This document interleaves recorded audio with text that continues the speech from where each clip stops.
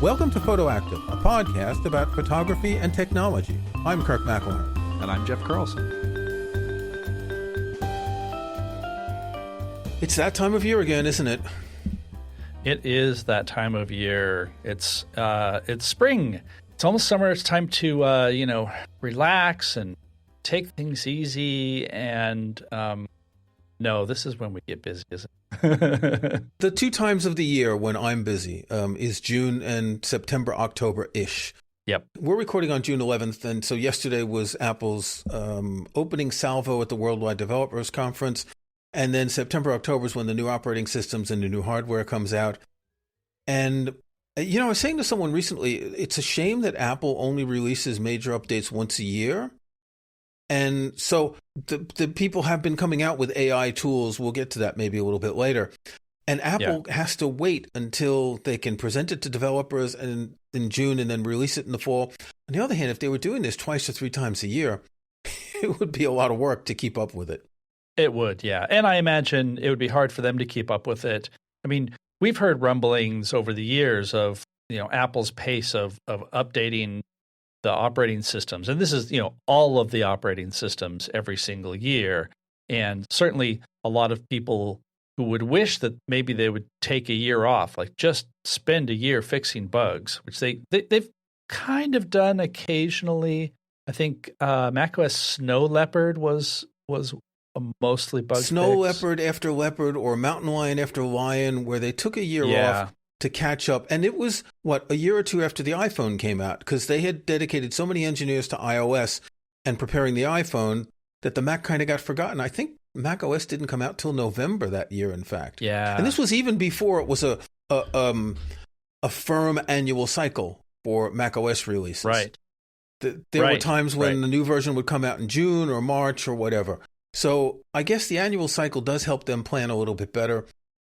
And sometimes there's just too much. I mean, they're a small company. They don't have a lot of people working for them.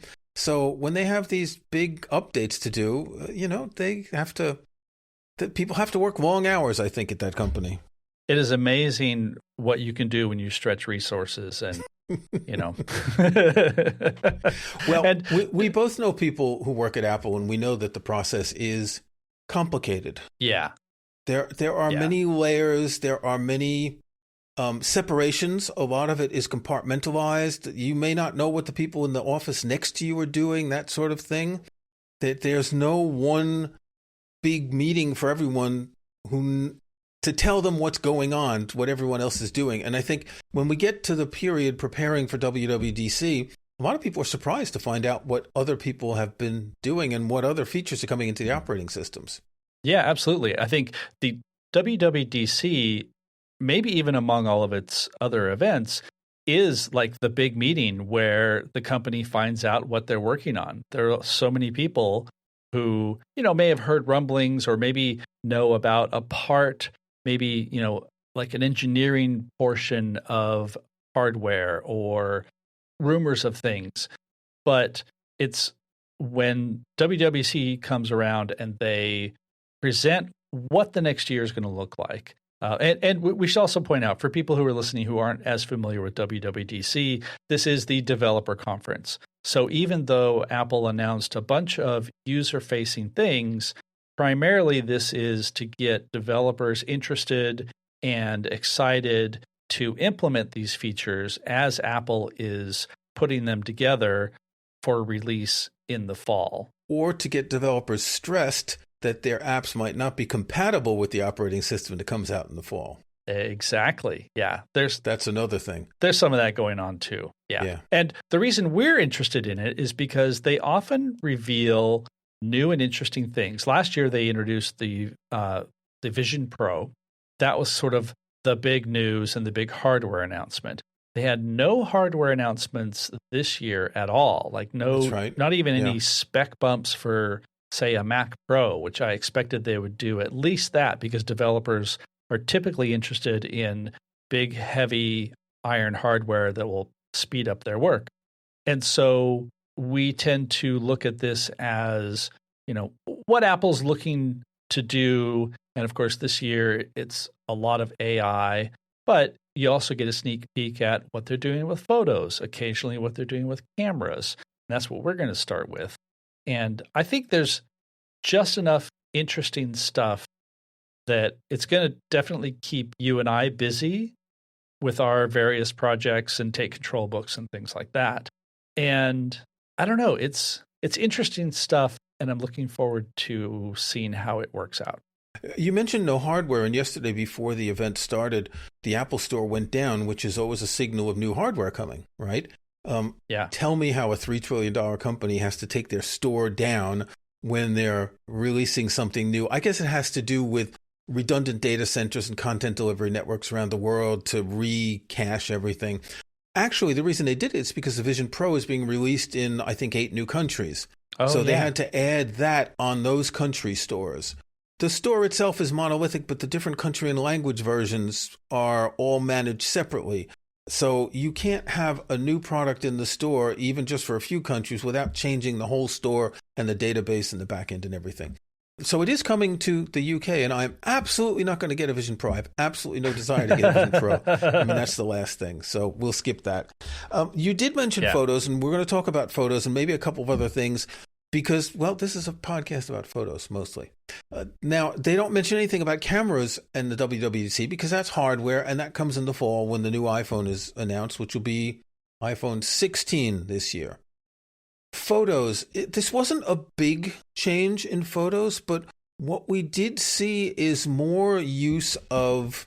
I found it interesting as the show went on, because it was a show. It went on for an hour and a half before they got to the bit about AI, which is Apple Intelligence. Lucky for Apple, the company starts with an A. Brilliant. They kept mentioning different tools that are using machine learning and algorithms and euphemisms for AI, the kind of terms that people use when they don't want to say AI. And photos is one of them. And one of the big new features is the way it can sort and organize photos. And I want to say they should have had this years ago because I know there are apps that can do some of this stuff, right?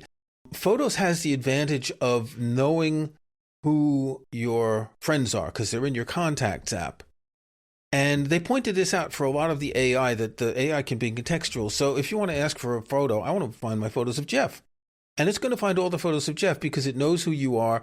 It's got one little photo of you in the contacts app. So it can say, this is the Jeff.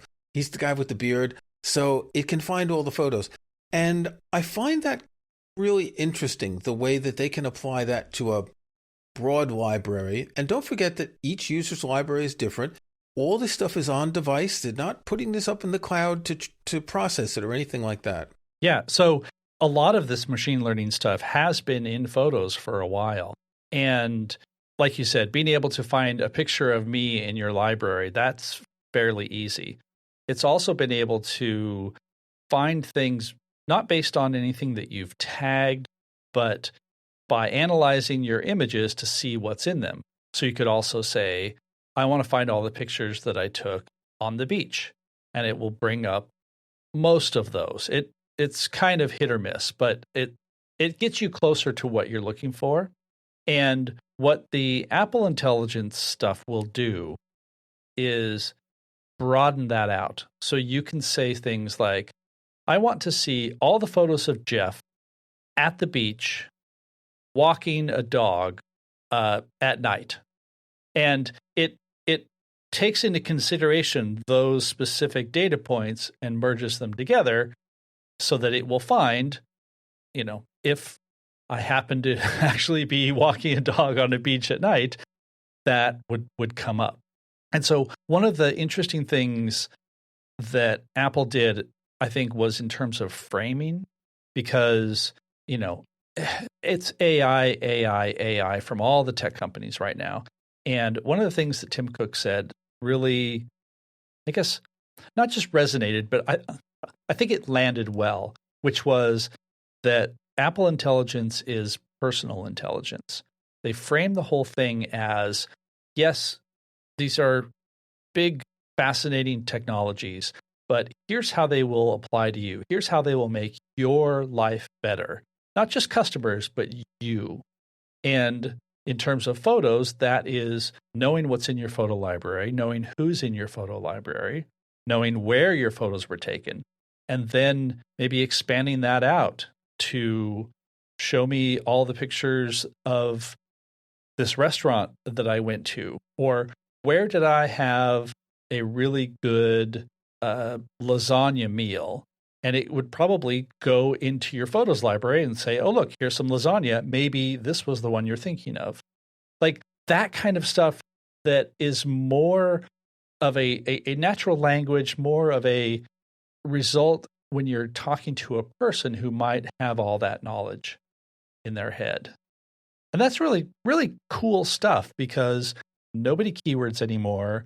And most of the time, you're scrolling and scrolling and scrolling. I've said this before on the podcast and elsewhere. You're just scrolling to find things. And so if you have something that knows more about your library than you do and can bring it up quickly, that is a super quick win for you. And then you can move on to whatever else you're doing. This episode of Photo Active is brought to you by Photo Scout by Cascable. Have you ever planned out a landscape photo shoot and gotten skunked by the weather?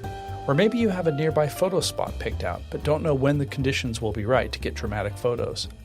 Photo Scout is the intelligent photo assistant that can point you in the right direction. You may already have a few apps that will let you check the weather and see where the sun will appear in the sky at sunset or sunrise. Those are helpful, to be sure. But you need to go chasing that information. Photo Scout is an app that does the work for you in advance and tells you when to go get that perfect photo. You set up the criteria you're looking for, such as a vibrant sunset at a particular location, and Photo Scout will tell you the next anticipated time they're going to happen. You can even set up scenes that will tell you when the moon will be perched directly over a mountaintop, or when auroras are likely to be active and visible. Photo Scout has you covered with all that and more. You say where, Photo Scout says when. Check it out with a free trial today at photoscout.app. That's photo-scout.app.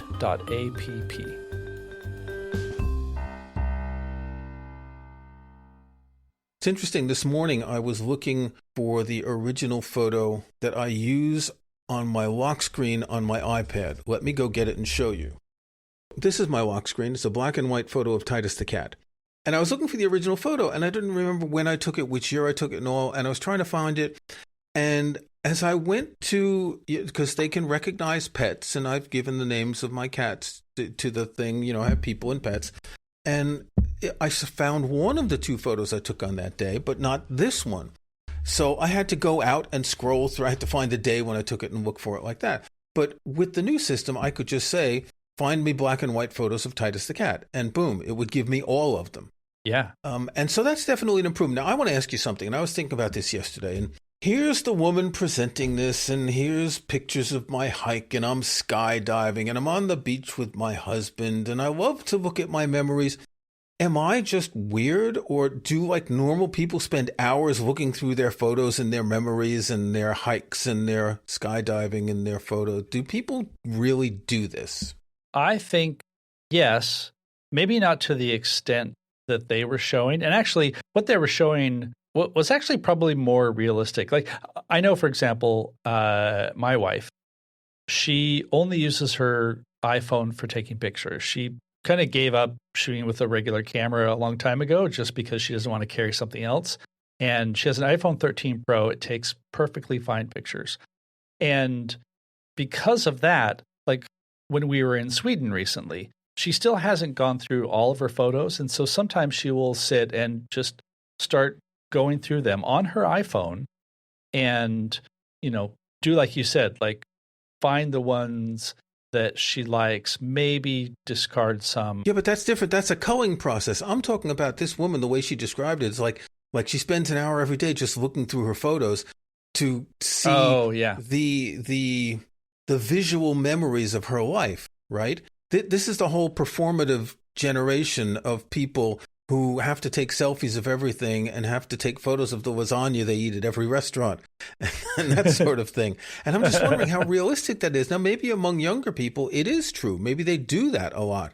And they want to look back and here's me with my friend and we took selfies and before we threw up outside the bar, that sort of thing. But I just wonder how realistic it is. I mean, it's important to be able to find the photos. That's key. But the bit of like, I want to keep looking at these photos. I want to see new photos every day on my lock screen. I want to see these memories with music, right? It's the one that they showed with the memory that determines a narrative arc, I believe the person said, of a bunch of photos of the kid fishing, right? And then puts them in the right order and then gives you some suggested songs. I mean, that's clever. And I guess if I had a young child, I might do that once or twice. But it's like home movies when I was young, or slideshows. People, you don't want to see people's home movies or slideshows. No, but Apple wants you to see them. And actually, I think the whole point of this is, and again, they've been doing this for a while, but this is just going to, I think, improve the process, is being able to take all those photos and do something with them without you having to sit down and go through. Now, in that case, it was a good example because the guy wanted to know that specific trip or those specific things of, my son fishing over the years, or something like that. And that can be something, maybe it triggers a memory and you just want to see that.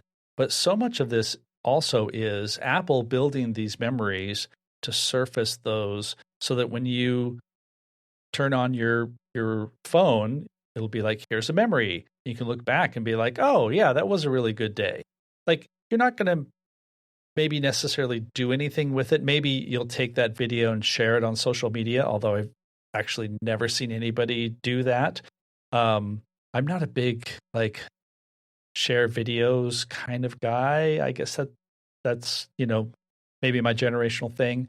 But it means that you're doing something with all those photos, which is actually kind of nice because, at least in my experience and your experience, we don't necessarily have the time to go back and do all that. So, But I don't really care about that. Again, if I had a young child, maybe I would. Yeah. I don't really care. I mean, I use my photos library for two things. The photos I take of where I go, things I do, but also the photos I take that are photos with a capital P that I've edited. Yeah. I want to say with the idea of art and craft, and they're stored in there.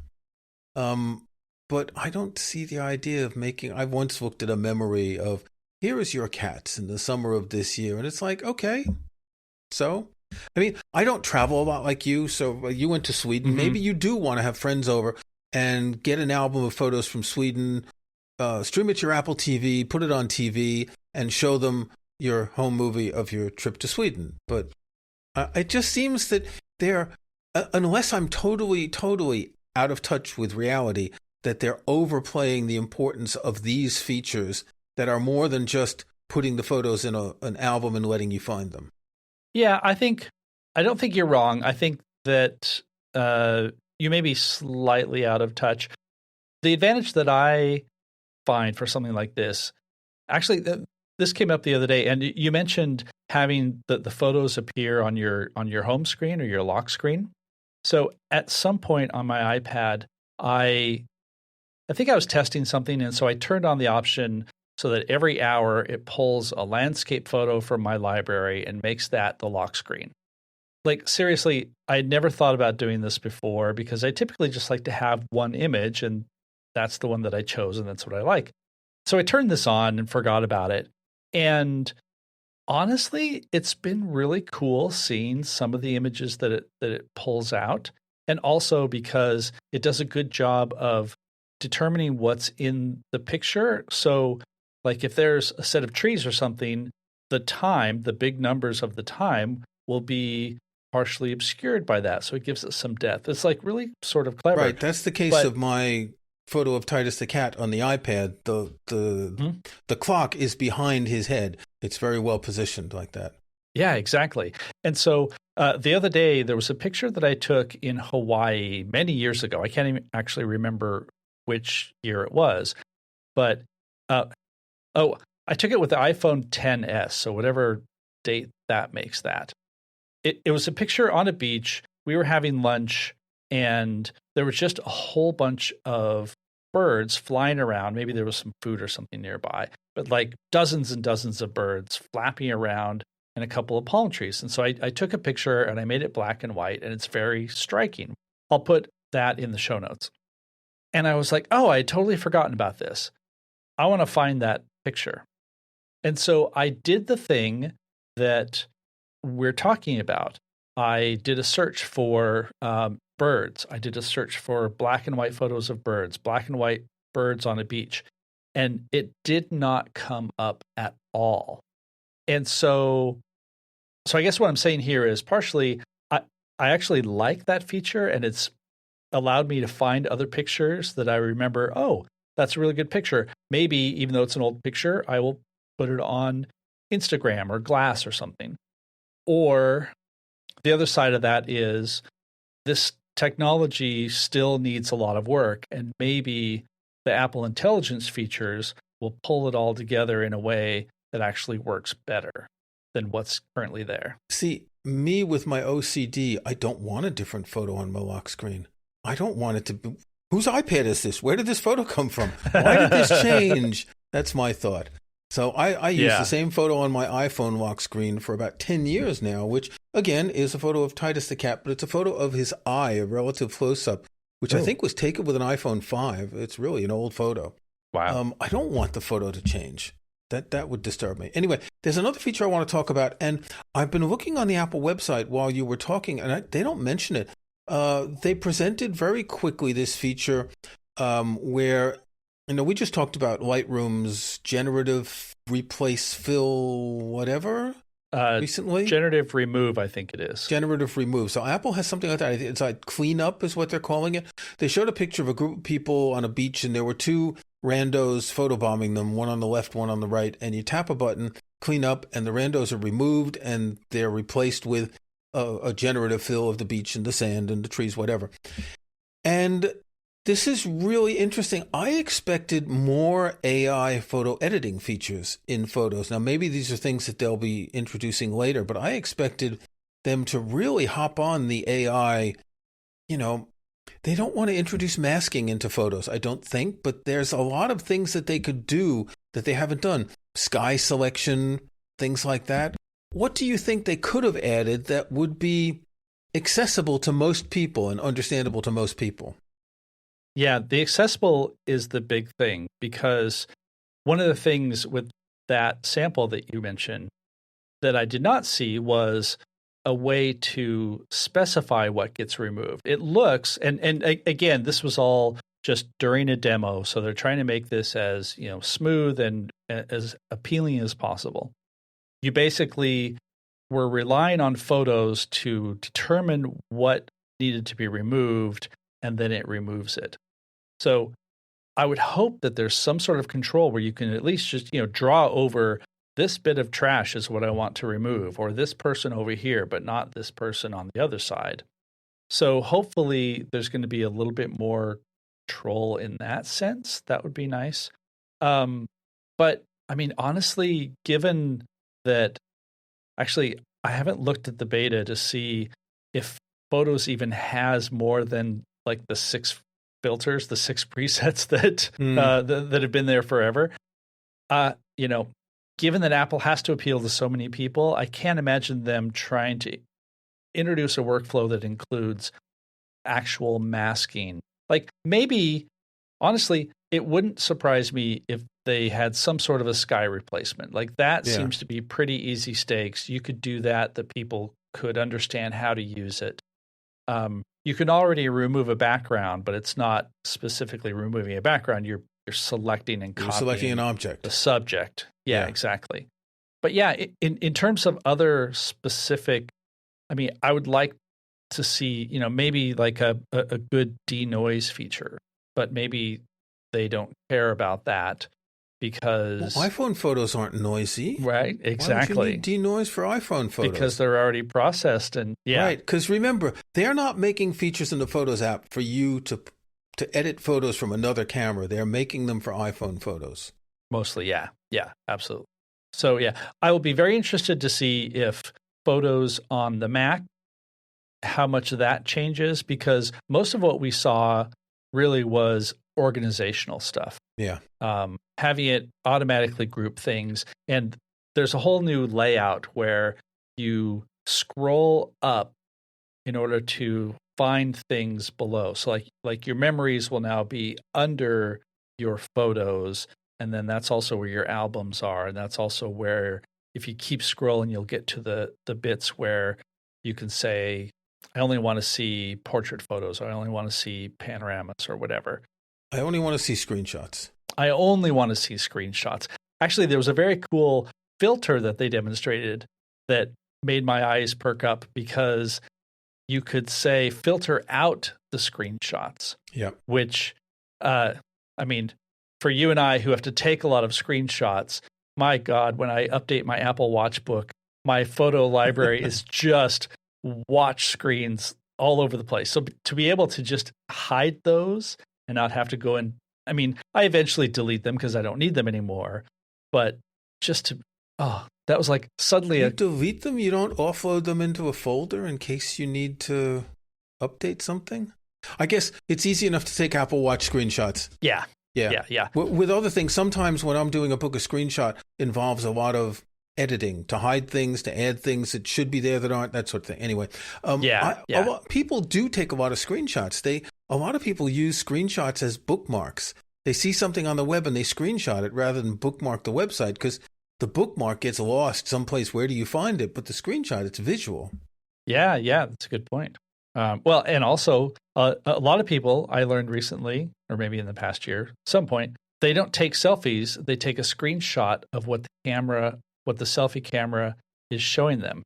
Have we talked about this? No.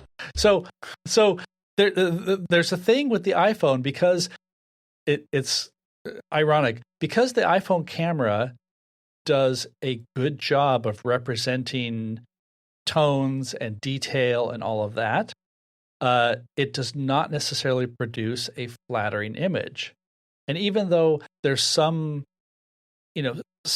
cleanup that is part of the natural processing of the image, what you see in the preview on the screen tends to look better than the detail that the actual image will give you. Oh. And so they take a screenshot of the preview of the selfie camera because it's more flattering. I know. When I learned this, I was like, no, this is a joke. This is a prank. But apparently this is a real thing. It's crazy. Okay, so when this episode comes out, it will be summer already. You will have read and heard much more about this. And by then, maybe Jeff and I will be trying out the betas. So maybe in our next episode, we can talk a little bit more. Don't install the betas. Don't do it, especially not the first beta. And now it's so easy to do it. You don't even need a developer account. Anyone can do it, but don't do it. Wait until August is when most people should really do it. Yeah. I don't think we're going to see a lot of changes. We're not going to see a lot of new features added. They generally cover everything. But I'm sure you noticed this just as I did. When you go to the Apple website and you see the preview for each operating system, there used to be another page linked at the bottom with "and more features," which would go over a list, little paragraphs and iconic images, and here's all the features here and here, here's all Safari, here's all photos, but it would include a lot of tiny features that aren't on the main page, and they don't have that this year. So I wonder if that's something that they'll be adding later in the beta campaign. It could be. We should also mention that a lot of what we saw at WWDC is not going to be here anytime soon.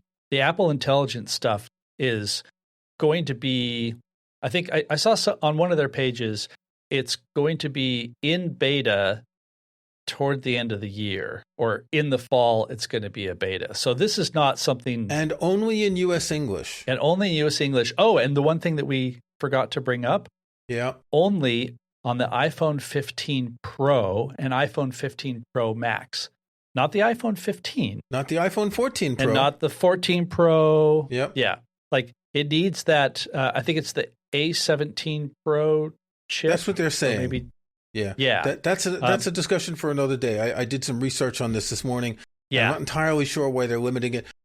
It will be, obviously, we're talking about phones that exist now. It will certainly be available for the iPhone 16 Pro, but will it be available for the 16 non-Pro? We don't know yet. Oh, don't know yet. Yeah. So, whole lot of things that are still up in the air, and we'll just have to wait till they come. Okay, great. That's enough for this episode, and we'll be back, I guess, later in summer, because our next episode will come out at the end of June. And as I said, maybe by then Jeff and I will have each installed the beta and we'll have a better idea of what's new in Apple Photos. Until then, Jeff, enjoy installing beta software. Enjoy the summer of software.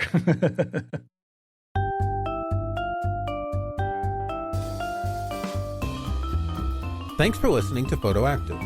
You can find show notes, including any photos we discuss in this episode, at photoactive.co. That's photoactive.co. We couldn't afford the M. You can join our Facebook group at facebook.com/groups/photoactivecast. That's photoactivecast in one word. You can subscribe to Photoactive in your favorite podcast app or on Apple Podcasts. See the links on our website. And think about leaving us a rating or review in iTunes or in your podcast.